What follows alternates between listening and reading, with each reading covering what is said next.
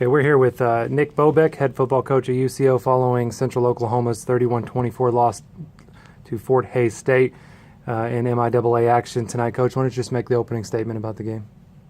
I think we started really well. I was really proud of the way we started, and we hit a little bit of a lull there at the end of the second half or the first half. And that's a good football team. They're really good on the defensive side of the football, but we did hit a little bit of a lull.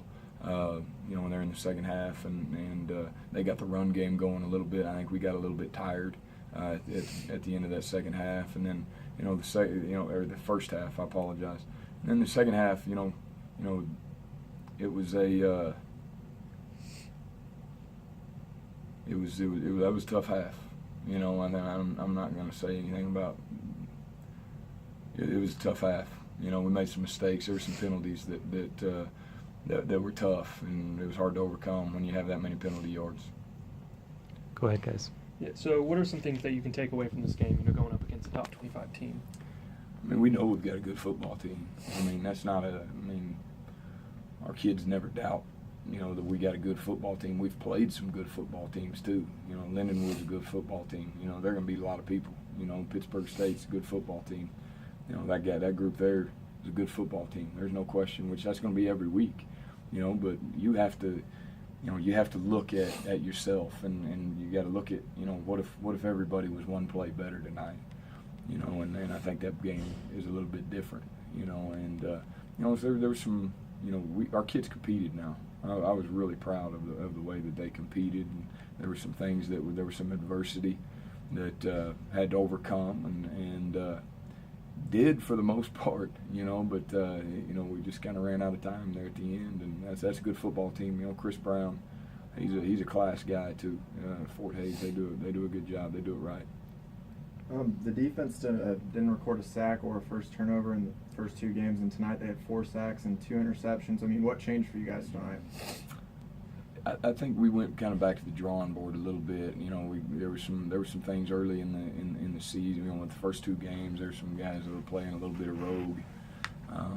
Technique wasn't quite what they needed it to be, and so forth. And we've got good football players. There's no question. And those guys, Pittsburgh State and Lindenwood, did a good job of protecting the football.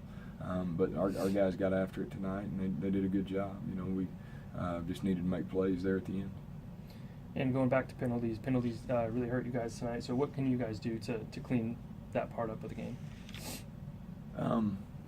It's something that you stress, all the time, and you got to, that's one of our plans for success is you got to win you don't want to have missed assignments. You don't want penalties. If you're moving backwards, you're putting yourself in tough situations, and I think that's what got us tonight. There's no question about it. We've got to learn a tough lesson. You got to swallow it. Talking about planning, you had both running backs out tonight. How did you really change the offensive game plan? We just put faith in those young kids.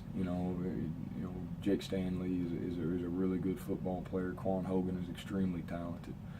Those 2 young guys, they did a really good job, and against a really good defensive football team. There's no question those guys do a great job on the defensive side of the football, and we didn't change a whole lot. We were a little bit more heavy personnel to try to put those guys in some positive situations as far as their reads and all those type of things. But there wasn't a whole heck of a lot that changed. And what can you say about the performance of JT Looper, who's put together pretty nice couple of games? Yeah, when you're talented and you do things right, you put up some stats, and that's kind of what he's done. There's one play that I wish we could have back. There's no question about that, and that's it was late, and we take a sack right before we kick field goal. He releases inside where we'd like to have seen him release outside, and it kind of cleaned. It would have cleaned that route up. And that hurt, especially in that situation. I think that was a big play in the football game. Now, I'm not saying that JT Looper caused us to lose the football game. I'm not saying that. He's a really good player, and he's a team guy. Mistakes matter.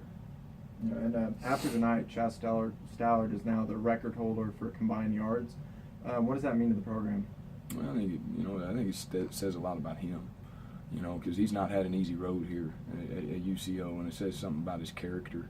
the type of person that he is, and how he goes about his business. And you know, I'm just super proud of that kid, and you know, his whole university should be proud of that kid. You know, he's going to have his MBA by the time he's done here, and he's also the all-time, you know, leader in what is it, passing, all-purpose, whatever the heck it is, you know. But you know, he's an example of what we want in our program. Okay, thanks, Coach. Thank you.